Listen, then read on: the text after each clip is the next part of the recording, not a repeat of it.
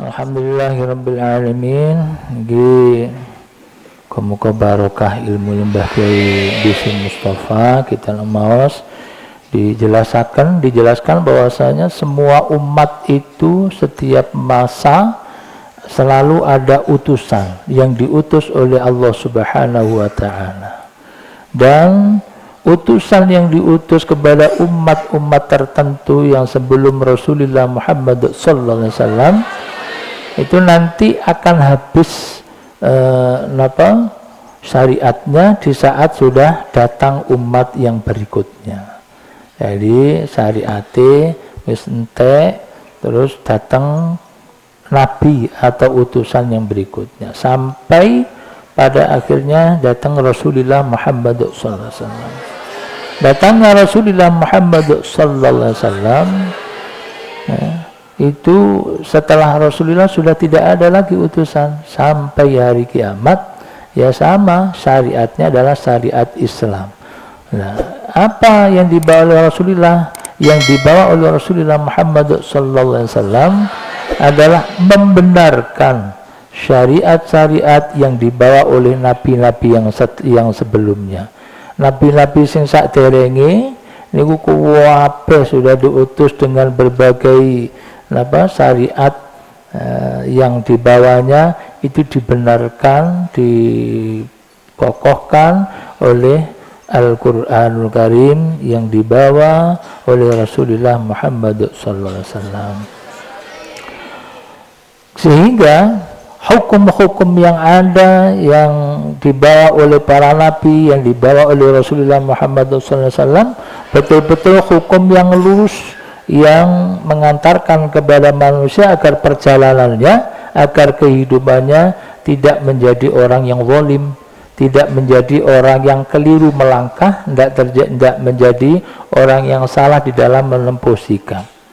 Tapi yang banyak, setiap kali ada utusan dari masa pertama mulai seterusnya, dari nabi-nabi yang terdahulu, mulai nabi-nabi Nuh, bahkan Nabi Adam mawon putrane sinten Habil wis sudah tidak ada yang sudah tidak mengikuti apa yang ditentukan oleh orang tuanya. Seterusnya sampai Nabi Nuh umat habis dan seterusnya. Keseluruhannya ya sama. Tiap ada utusan itu baik kulu nama tahadzal wa'adun kuntum shodiqin. Nek pancen sampean bener, kaum padha muni, nek betul-betul sampean bener itu kapan janjine Allah, siksane Allah yang akan disampaikan kepada kita. Sing ditakoni siksane tambah. Nggih, niku nek enek wong kok terus senengane ora wedi. Lah ngono iki wis bahasa dari dulu. Ora wedi karo melanggar aturan, itu berarti sudah memang tabiate wong-wong elek sing wis muncul ning kene masa nabi-nabi sebelum Rasulullah Muhammad SAW.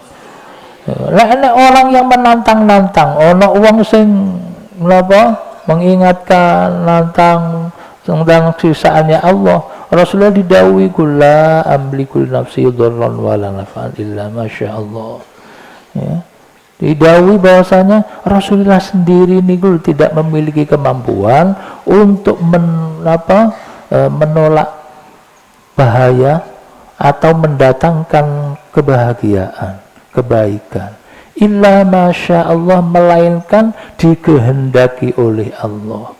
Sehingga kula sampeyan nek duwe laku apik niku betul-betul krana laku niku diwelasi kali Allah. Kalau sampean kok duwe laku apik, iso salat, iso ngaji, iso bekti nang wong tuwa, iso berbagai kebaikan, itu saking kasih sayangnya Allah. Makanya jangan sampai kemudian memiliki tabiat koyo orang-orang yang kurang baik. Bagaimana orang-orang kurang baik? Yakni menantang, gak gelem nglakoni apik, tapi nantang benes gak apa-apa engko siksa tak rasane. Itu namanya orang yang tidak ngerti. Ya, muga-muga kula sampean gak golongan wong niku. Likulli ummatin ajal. Sementara setiap umat, setiap seseorang, setiap umat itu ada waktunya, batas waktunya.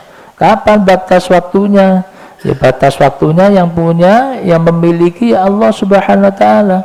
Idza jaa ajaluhum fala yastakhiruna sa'atan wa yastaqdimun. Kalau sudah tiba waktunya tidak bisa untuk minta dikedepankan. Oh, saya wis pengen bang mati terus kendat. Kendat dengan perilaku jeleknya.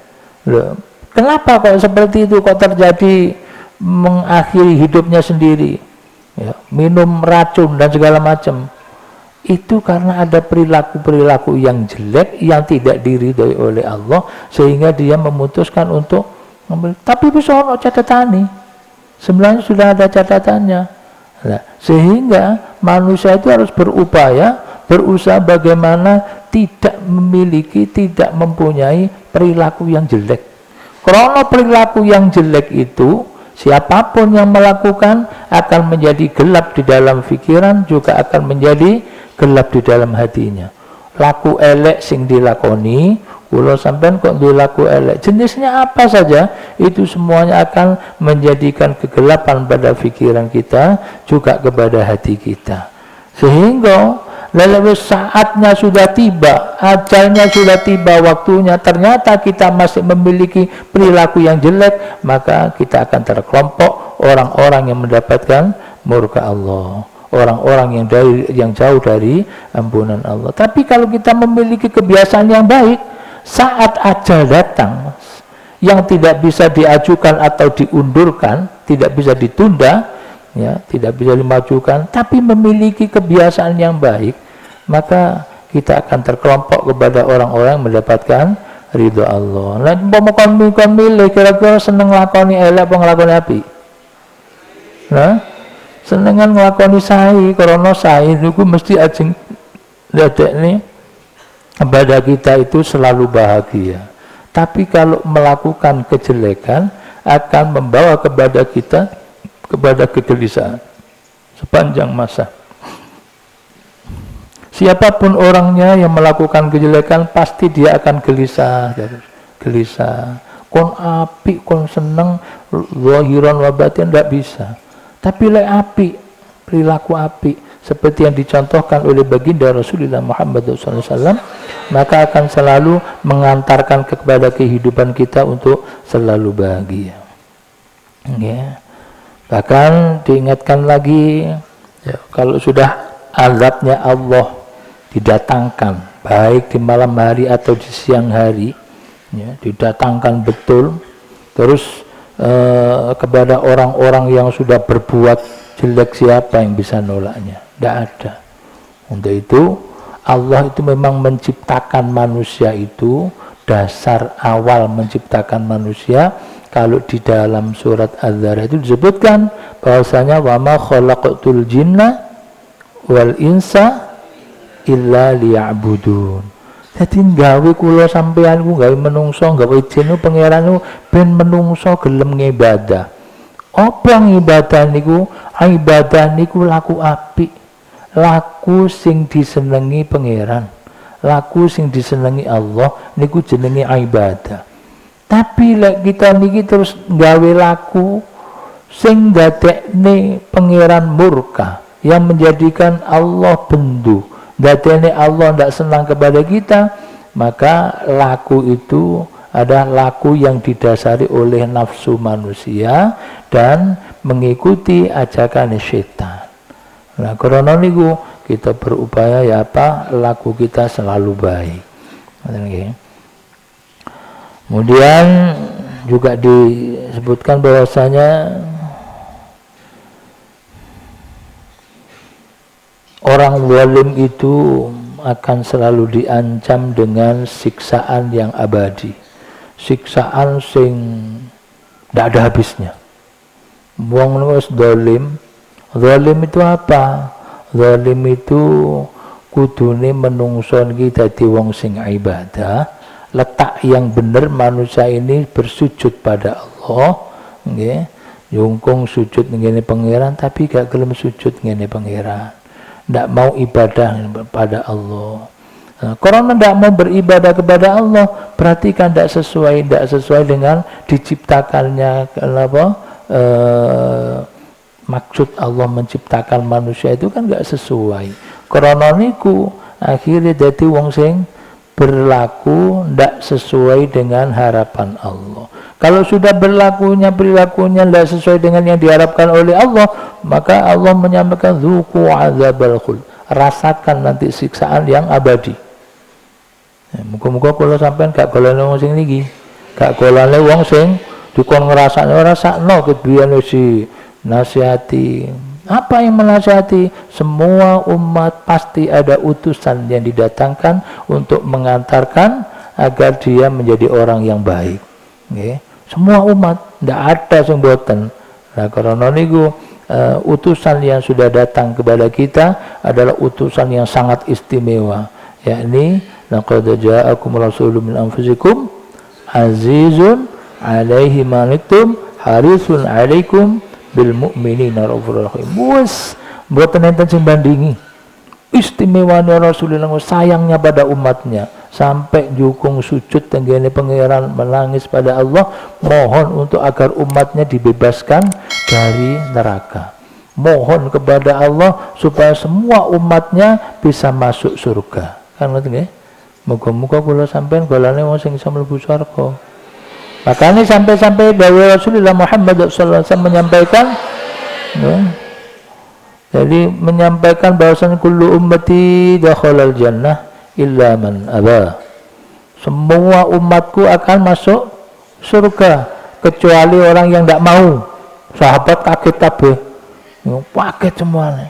Kok enek dijak mlebu surga gak mau? Ya. Illa man aba. Akhirnya begitu sahabat bertanya, sinten ya Rasulullah sing mboten purun mlebet swarga niku. Terus Rasulullah dawuh, man ata'ani dakhalal jannah. Siapa yang taat kepadaku, mengikuti perjalananku, mengikuti sunnah-sunnahku dari Rasulullah, mengikuti akhlak Rasulullah, dakhalal jannah, dia pasti masuk surga. Wa man asani, yang bertentangan dengan akhlak Rasulullah, bertentangan dengan syariat Rasulullah, faqad aba, dia orang-orang yang tidak mau masuk surga. Muga kula sampean golane wong sing beronto, pengen berusaha, semangat pengen ngikuti Rasulullah, gitu nggih, sehingga akan menemui surga yang abadi yang membawa kebahagiaan selama-lamanya. Ada sifatnya orang kafir itu, orang kafir itu digawe pinter kalau pangeran.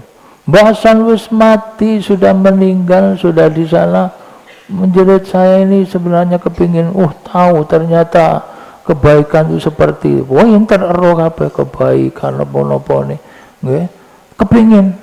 Kepingin untuk menjadi baik. Bahkan sampai menjerit di ayat yang lain itu, mohon kepada Allah untuk kembali di dunia sehari saja.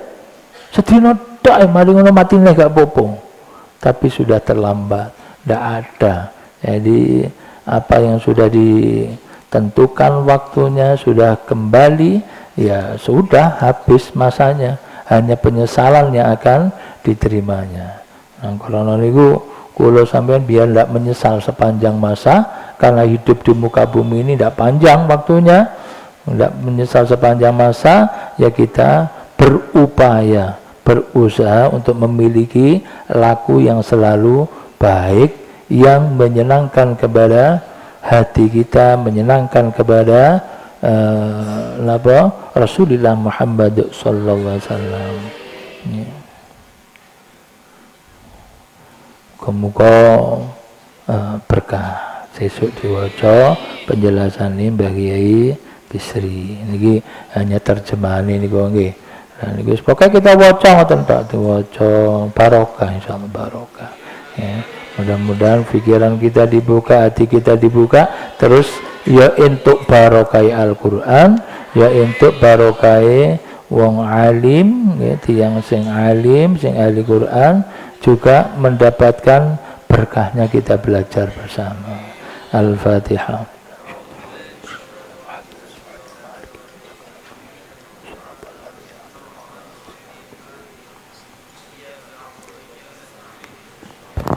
Bismillahirrahmanirrahim.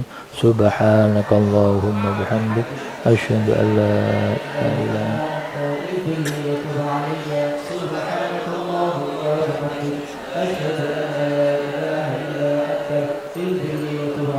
subhanakallahumma bihamdik asyhadu an la ilaha illa anta ighfirli wa tub alayya. Allahumma inni astaudiuka ma 'allamtani